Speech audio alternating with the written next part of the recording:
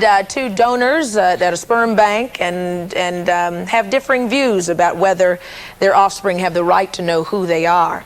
Frank was saying absolutely not. No. Right, Ed was saying absolutely not. I say no as far as my name and all that goes. I don't think that's important. And I think it's unconscionable for a sperm donor or a birth parent to hide their identity, because you incur certain obligations to the child when you participate in a pregnancy. What obligations? What obligations do you have? To let the child know who it was. A genealogical. I mean, what obligation? What is who? I don't understand. But I want Margaret to tell me what is who. Part of that genetic. Well, why don't we hear from Margaret, who is actually the offspring? Hold on a second, folks. Let's hear from Margaret. Now, let me ask y'all something. How many people know an offspring from a sperm bank? One lady raises her hand. Do you know what a phenomena you are? Do you ever feel that way? Yeah.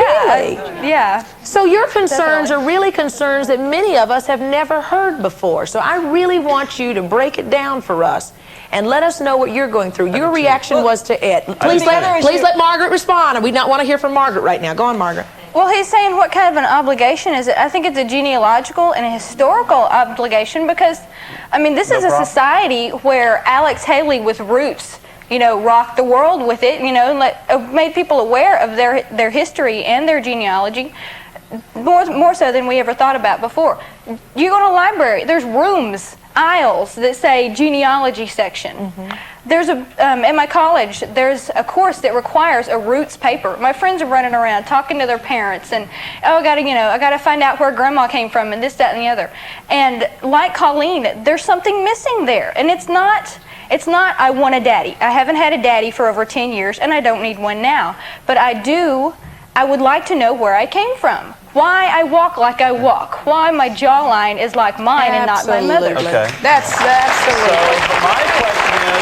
So my question is, do you have to have a name, an address, and a telephone number to find that out? How else are you going to know? All right, now hold on. Granted, I'll grant this, that 20 years ago, 18, 19 years ago, when Margaret's parents or Margaret's mother was inseminated, they didn't have the kind of information that sperm banks provide now. Now, a sperm bank will provide all the information that Margaret is looking for, except for my name, my address, and telephone number. But there are things that they can't find from a piece of paper. I mean, you just can't see things. Yeah, Mary Beth?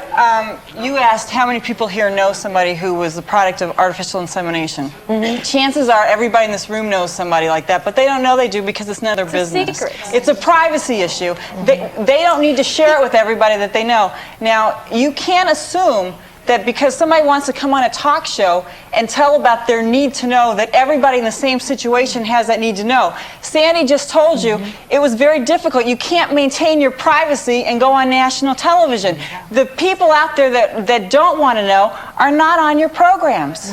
But does somebody's right to privacy have to invade on my right to know who I am? It's a balance. It's a balance. I would like to address that because your right to privacy is equal to mine. So your right to know ends right here at the tip of my nose. No. As my right to know about Question from the audience. From the audience now, please. I'm an adopted child who completely believes what Sandy and Ed are saying. I believe that your right to privacy exceeds the right to know where you've come from, because I believe that parenthood is something that is conferred. And although I would like to know exactly how I turned out, like, biologically, I don't believe that you have the right to impose on their lives if they don't want their lives to be known. I don't want to impose on anybody's life. I just want to know where I came from. you might be if you find them. Question? Yes, I have two questions. One is for Sandy. I don't understand why it is that you as an adopted child, I'm sure you went through some problems, why you didn't, when you had your own child, when you had your own adopted child, why you didn't decide to abort as opposed to having the child? Because I don't believe that abortion is right for me. That's why I did not choose to abort that child. Okay. And she said adoption was positive for her, so why wouldn't she choose adoption? And a quick question next, because we got to take a break.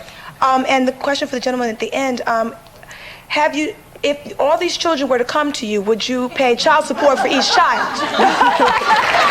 That's for their parents. You know, I'd like, what was the answer to that? That's for their parents to do. For the How about parents to emotional do. support? Are you willing to provide emotional support for 10, 15 kids that come Hold through on a your door? second, because I want to get into how many donations you guys have made. And I want to know, what would you do if one showed up? We'll be right back after this.